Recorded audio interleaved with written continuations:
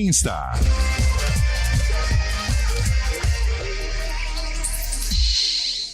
Todas as quintas-feiras aqui no Estúdio CBN temos o quadro Saúde e Bem-Estar com o Dr. Vitor Vasconcelos, que é neurocirurgião e cirurgião de coluna do Hospital Madre Teodora Américas.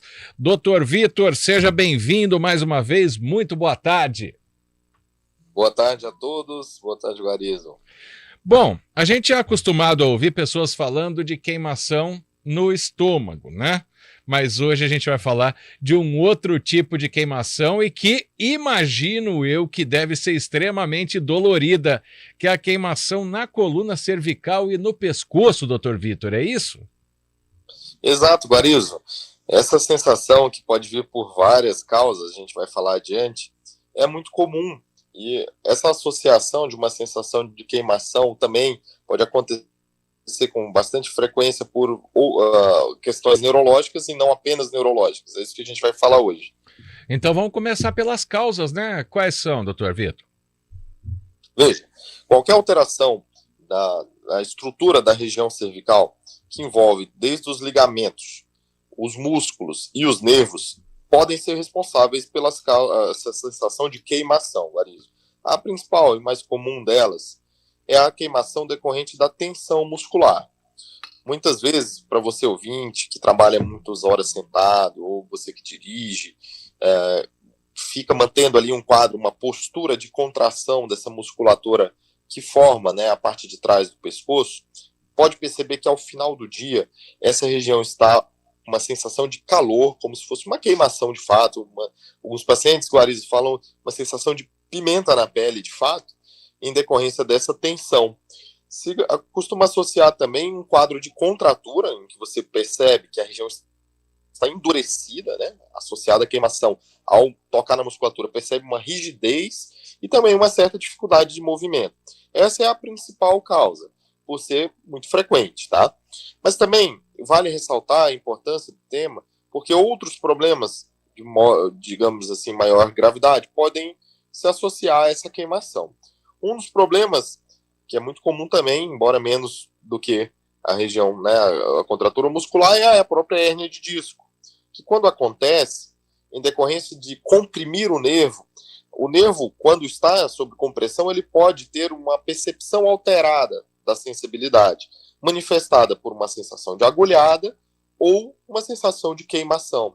Então, no caso desse tipo de dor, além da sensação incômoda da queimação, você pode ter uma irradiação do pescoço descendo para o braço, mais comumente, dependendo do local, do lado em que for acometido.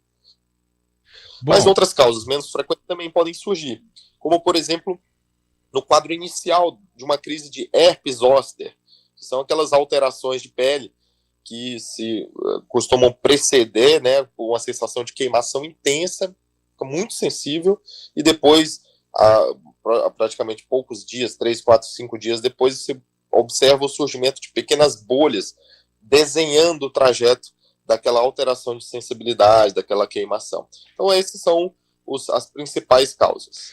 E é algo passageiro ou a pessoa pode desenvolver, Dr. Vitor? Quando se trata das questões musculares, a maioria das vezes elas estão associadas a uma sobrecarga, uma distensão, um trauma, ou mesmo uma má postura que o paciente adquiriu ali por alguns dias antes e que se costuma ser também limitado, ou seja, não costuma se perpetuar a menos que a causa continue, né? Se o paciente dorme de mau jeito, se ele tem um ambiente de trabalho em que ele não tem uma preocupação tão grande para ficar confortável e aliviar essas tensões, isso pode ser mais duradouro e trazer muito incômodo também. Uma digamos assim, subdivisão desse tipo de dor muscular acontece corriqueiramente quando o paciente sente uma queimação que sobe para a cabeça, Guarizo. Isso tem um nome, né? Normalmente é o que a gente chama cefaleia cervicogênica. Em decorrência da tensão muscular, além da sensação de queimação do próprio músculo, dependendo do local, você pode ter uma compressão de um nervinho que fica aqui atrás, que dá a sensibilidade de toda essa região atrás da cabeça, atrás da orelha.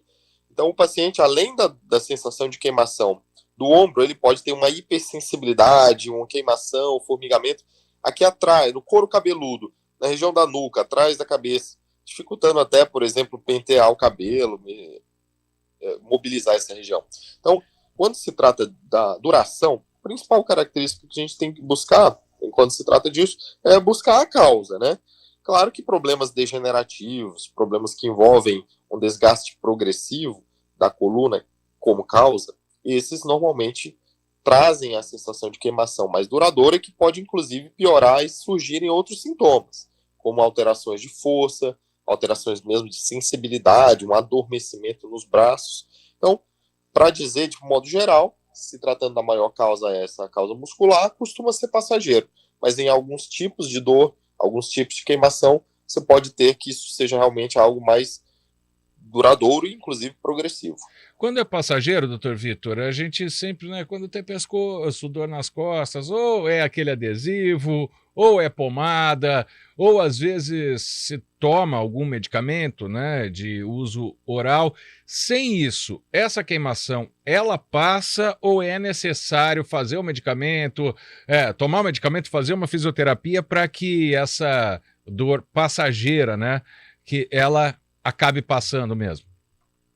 Excelente pergunta, Guarizo, porque a gente está falando do que é mais frequente, que muito provavelmente o ouvinte já deve ter apresentado, né? Quando se trata dessas dores, o que costuma melhorar, né?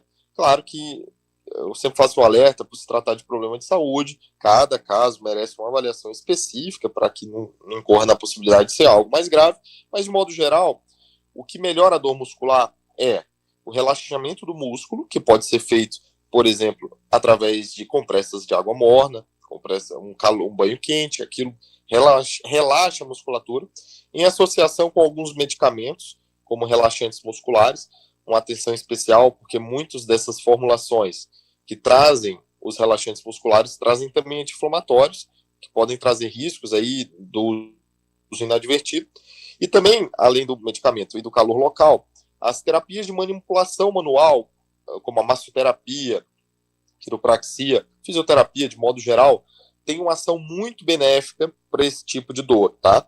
Então, como mensagem, aqueles casos em que a dor é recorrente ou muito duradoura merecem com certeza uma avaliação, e caso essa não seja autolimitada, ou seja, não se resolva em poucos dias com a atenção para evitar os fatores desencadeantes, a maioria delas se resolve com poucos medicamentos, que envolvem esses que eu citei, relaxantes musculares principalmente, em associação com terapias de manipulação local, feito preferencialmente por alguém capacitado, né, como o fisioterapeuta, para manipulação e sem ter risco de causar uma lesão maior, tá? Principalmente em casos em que isso aconteceu decorrente de um trauma, tá? Isso é muito importante, evitar manipular sem saber exatamente do que se trata, mas essas medidas, na grande maioria das vezes, conseguem resolver o problema. E aí, no caso, se não resolver, pode ter hipótese de ter que fazer cirurgia ou é um tratamento um pouco mais simples, vamos dizer assim, doutor Vitor? O tratamento, como a gente citou aqui antes, é sempre relacionado à causa. Quando se trata de origem muscular, dificilmente seria algo mais duradouro que demande uma intervenção. Mas mesmo nesse aspecto, para aqueles que têm uma dor de difícil controle, hoje se utiliza várias técnicas de bloqueio de dor, em que é feito um procedimento menos invasivo, praticamente sem corte, em que você vai naquele ponto que está mais de difícil controle, que muitas vezes está associado também a algum desgaste das articulações do pescoço, se faz ali uma infiltração para eliminação da dor. Quando se trata, né, a queimação se trata de um problema relacionado à compressão de um nervo, aí é que realmente existe a maior possibilidade de ter que fazer uma intervenção cirúrgica.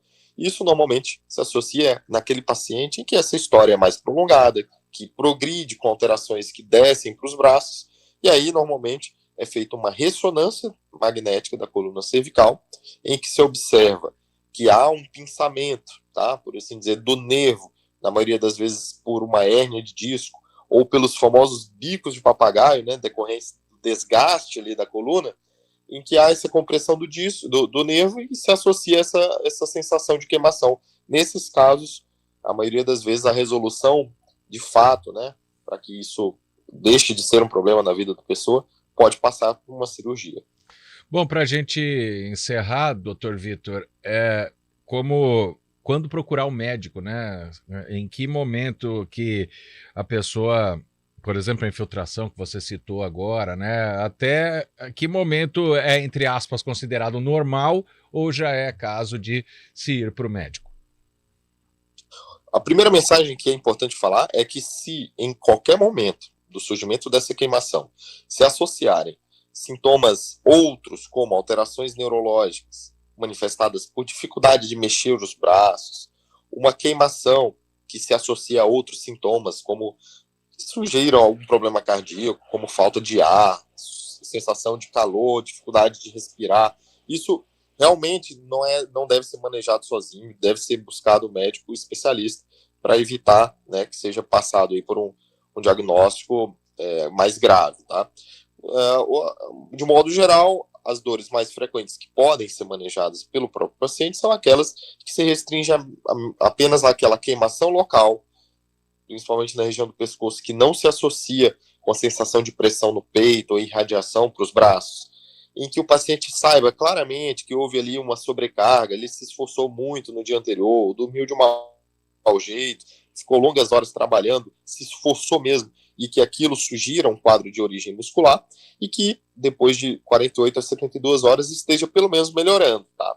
Então, nesses casos, a maioria das vezes é manejado, isso vira recorrente, muitas vezes enquanto as causas não forem modificadas, mas para qualquer outro, em que ou persista além desse prazo, ou se associa em sintomas outros, como os que eu citei, o importante realmente é fazer o diagnóstico de certeza, para não ter risco de ter aí realmente um problema maior, ou algo que inclusive demande uma intervenção para ser resolvido.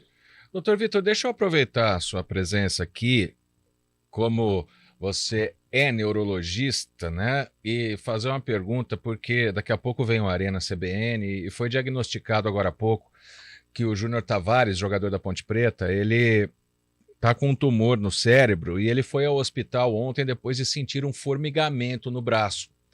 Então, no momento, né, que a pessoa sente algum formigamento, ela pode achar que é infarto. Nesse caso, o tumor, né, foi uma manifestação até se descobrir o tumor, né? É algo assim raro ou acaba sempre acontecendo a pessoa ter esse formigamento no braço e poder ser um problema cerebral, como nesse caso do Júnior Tavares? Ótima pergunta, Guarizo. O que acontece é que, dependendo, no caso de tumores cerebrais, eles normalmente manifestam os sintomas relacionados à área em que eles se encontram, tá? E como o cérebro, em praticamente todas as áreas, você tem uma função específica, os tumores eles podem se manifestar de várias maneiras. Mas o que chama a atenção de um formigamento, primeiro, se ele acontece de modo súbito, o que normalmente associa-se a uma crise convulsiva parcial, tá? Então, o surgimento de um formigamento, que não é habitual numa pessoa que nunca sentiu, que é algo muito importante, que fica limitado a uma certa região do corpo, sugere uma alteração que mereça ser investigada. O tumor, como eu te falei, depende da área, né? Se você tiver um tumor próximo na área do movimento, você pode não sentir nenhum formigamento e ter uma dificuldade de movimento, assim como uma dificuldade de visão ou dificuldade de fala. Isso é muito variável, tá? Mas o que chama atenção e que pode servir de alerta num caso como esse é um sintoma neurológico novo, que o paciente pode muitas vezes nunca ter sentido, que se inicia muitas vezes de modo rápido, ou seja, que não vem acontecendo ao longo de dias, mas que em minutos a horas surgiu, chama atenção para a investigação. É um sintoma inespecífico, mas, ou seja, que não é específico de uma doença, mas que pode se associar assim, a problemas graves, como tumores cerebrais, AVC. Então, a mensagem é, se surge algo, sintoma novo, não habitual, principalmente de início súbito, ou seja, em poucos minutos, a horas, o importante é investigar, e aí sim, através de uma investigação que passa por exames de imagem, como radiologia, como tomografia, ressonância, é identificado problemas como esse, né? Tá certo. O doutor Vitor Vasconcelos dando esse primeiro diagnóstico, claro que ainda O doutor não viu o jogador, né? Mas são as primeiras notícias que apareceram e nós já tratamos em outras semanas aqui sobre tumores cerebrais, por isso eu quis fazer essa pergunta também para a gente poder entender melhor o que aconteceu e esperar uma boa recuperação do jogador. Muito obrigado pela participação, doutor Vitor. Até quinta-feira que vem. Um grande abraço. Um abraço. Boa tarde a todos. Boa tarde, Dr. Vitor Vasconcelos, que é neurocirurgião e cirurgião de coluna do Hospital Madre Teodora Américas e participou do Saúde e Bem-Estar. 3h29. Estúdio CBN.